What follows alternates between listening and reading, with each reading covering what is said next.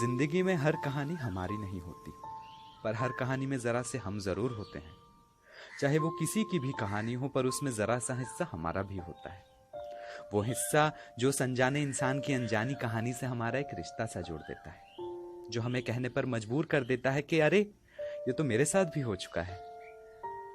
आज जिनकी छोटी सी कहानी हम सुनाने जा रहे हैं, उनका नाम है अंकित दास, जो कि रहने वाले हैं पश्चिम बंगाल के आसनसोल शहर के। ये एक छोटी सी घटना है जो कि हमारे सामने कहानी बनकर उभरी है।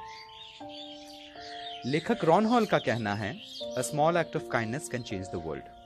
और आज का ये वृत्तांत इसी का बिल्कुल सटीक उदाहरण है। तो आइए सुनते हैं ऑल द बेस्ट। मुझे आज भी बखूबी याद है वो ओला ड्राइवर जिसने मुझे मेरी मंजिल तक पहुंचाया था। 30 जून 2019। उस सुबह मेरी आंख मेरे अपार्टमेंट के बजाय रांची के एक होटल में खुली थी। मेरी अधखुली आंखें मेरे बिस्तर छोड़ने की अनिच्छा का सबूत दे रही थी। हम तीनों में सबसे पहले मैं ही उठा था। आखिरकार एग्जामिनेशन के प्रेशर की जीत हुई और मैं बिस्तर से उठ खड़ा हुआ। नहीं कह सकता कि यह परीक्षा मेरे लिए बहुत जरूरी थी, क्योंकि तैयारी के मामले में मैं एक निहत्थे सिपाही के समान था। कोलकाता से रांची आना, वो भी अपने फ्रेंड अविनाश के साथ, ये मेरी आंखों में एक वीकेंड ब्रेक के समान था। 6 से 7 महीने पहले ही कोलकाता में एक नई नौकरी लगी थी मेरी। दिल दिमाग से कलाकार मैं, बेशक इस नौकरी से कुछ ज्यादा खुश नहीं था। सच कहूं तो बेमन होकर इस नौकरी को स्वीकार कर लिया था मैंने, और इसी वजह से मन में हर वक्त एक हलचल सी मची रहती थी। और ऊपर से ये रोबोट जैसी मैकेनिकल सी 9 से 5 वाली जिंदगी, बोरियत और उदासीनता मन में घर करने लगी थी। तो बस अविनाश के कहने पर हम निकल पड़े रांची के लिए, एग्जाम के बहाने, साथ में लंबे वक्त के बाद कुछ अच्छा समय गुजारने के लिए।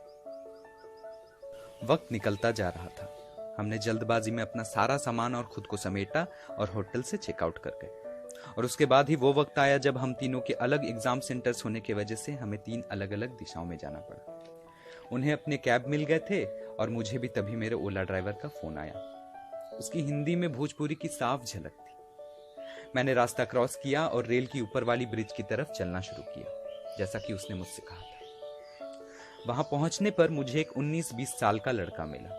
दुबला पतला शरीर, गेहुआ रंग, बालों में golden highlights, T shirt jeans पहने और एक जाहिर सी पुरानी स्कूटी पर बैठा। उसे देखकर उसके हर रोज के संघर्ष का अंदाजा बड़ी आसानी से लगाया जा सकता था। और यह भी कि उसके कंधे भले बड़े कमजोर से दिखते हों, पर ना दिखाई देने वाले वो अनगिनत जिम्मेदारियां उस पर अपना बोझ बेशक डाले हुए थी। मैंने सचमुच ही उम्मीद नहीं की थी किसी इतने कम उम्र ड्राइवर से मिलने की।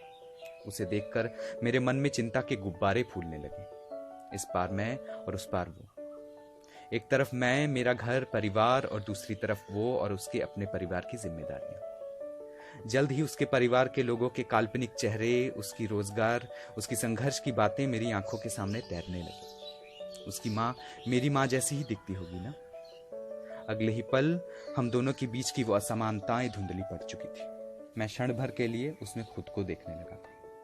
मेरे विचारों की लंबी ट्रेन तब रुकी जब उसने मुझे एक काली हेलमेट थमाई, और वहीं से शुरू हुई मेरी ओला राइड। रांची की भीड़ भरी सड़कें उसकी 2 पहिया चलाने की निपुणता के सामने कुछ भी न थी। बेफिक्र होकर पिछली सीट पर मैं रांची की खूबसूरती का आनंद ले रहा था, जो कि हर पत्ते, हर रास्ते और हर गली कूचे से झलक रही थी। शहर की चमक दमक और गांव की शांति का मनमोहक मिश्रण। किसी बच्चे की तरह खुली चमकती आंखों से अपने राह पर आगे बढ़ते हुए मैं हर एक दृश्य को निहार रहा था। पर हाँ, हर अच्छी चीज की तरह इसका भी अंत निश्चित था। सो हमारा सफर भी खत्म हुआ मेरे सेंटर पहुंचने, जो कि था JSCA इंटरनेशनल स्टेडियम के पास। मुझे उसे 64 रुपए का सटीक किराया कैश में देना था, और छुट्टे हम दोनों के ही पास ना थे, तो इस वजह से मैंने उसे 70 रुपए दिए और कहा कि छुट्टे रख लो। वो एक्स्ट्रा 6 रुपए मेरे लिए ज्यादा मायने नहीं रखते थे, क्योंकि उसके बदले उसकी दुआएं ज्यादा कीमती थी मेरे लिए। उसने मेरी तरफ मुस्कुराते हुए देखा तो उन 6 रुपयों की कीमत उसके चेहरे पर साफ झलक रही थी। और अगले ही पल वो सहसा बोल पड़ा अपने उसी भोजपुरी लहजे में, ऑल दी बेस्ट भैया, अच्छे से एग्जाम देना। उसके कहे गए ये अप्रत्याशित मीठे शब्द मेरे कानों में ज्यों ही पड़े, मेरा चेहरा खुद ब खुद खिल उठा, और जवाब में मैंने भी कहा थैंक यू। पर मेरे शब्द बेकार थे, असमर्थ थे मेरे मन की सच्ची और गहरी भावना को दर्शाने में, जो कि उसके कहे शब्दों की वजह से जन्मे थे। जिस बुझे मिजाज से मैं सुबह निकला था वो अब हमारी हंसी की चमक से जगमगा उठा था। क्या ये सफर और भी अच्छा हो सकता था? कुछ चीजें कितनी सरल होती हैं ना। वो क्या कहते हैं उससे? एफर्टलेस। ये सफर भी कुछ ऐसा ही था, बिल्कुल एफर्टलेस और परफेक्ट। हमारे पूरे सफर के दौरान वो काफी शांत और धैर्यवान बना हुआ था। बस बीच बीच में एक आधे सवाल पूछ लिया करता, जिसका मैंने भी बड़ी विनम्रता से जवाब दिया। उसका मुझे ऑल द बेस्ट कहना शायद इतनी बड़ी बात भी नहीं थी। आखिर कुछ घिसे पिटे शब्द ही तो थे अंग्रेजी के, और लोग तो इससे भी बड़े नेक काम किया करते हैं। और इतनी बड़ी बात तो बिल्कुल भी नहीं थी कि मुझे यह घटना आज तक इतनी गहराई से याद है। पर शायद जिस मासूमियत और साफ दिली से उसने एक अनजाने इंसान से जरूरत ना होने पर भी ये बात कही थी, उसी वजह से ये बात इतनी खास है और मेरी सबसे कीमती यादों में से एक भी।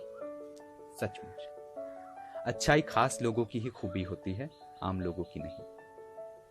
शायद कहीं बड़े होते होते अपने हिस्से के संघर्ष और कठिनाइयों ने मेरी मासूम आंखों से वो परियों की कहानी वाले पर्दों को उतार फेंका था। वो दुनिया जहां सब कुछ और सभी ही अच्छे थे। पर अब मैं भी बड़ा हो चुका था, क्योंकि ये दुनिया वैसी न थी। पर आज इस छोटी सी बात ने मेरी आत्मा को इस तरह छुआ है कि मेरे दिल के किसी कोने में सो रहे मेरे अच्छाई और दुनिया पर वही भरोसे ने फिर से करवट ली है और मुझे कहने पर मजबूर कर दिया है कि हाँ, अच्छाई आज भी बाकी है, आज भी जिंदा है। तो आप भी मान गए ना रॉन हॉल की बात को। पर अच्छाई कभी भी एक जगह रुकी ठहरी नहीं रहनी चाहिए। ठीक कहा ना? तो कहीं अगर आपने भी आज की कहानी में खुद की एक झलक पाई है, कभी आपके साथ किसी ने या खुद आपने किसी के साथ a small act of kindness का उदाहरण स्थापित किया है, तो इस कहानी को जरूर आगे बढ़ाएं।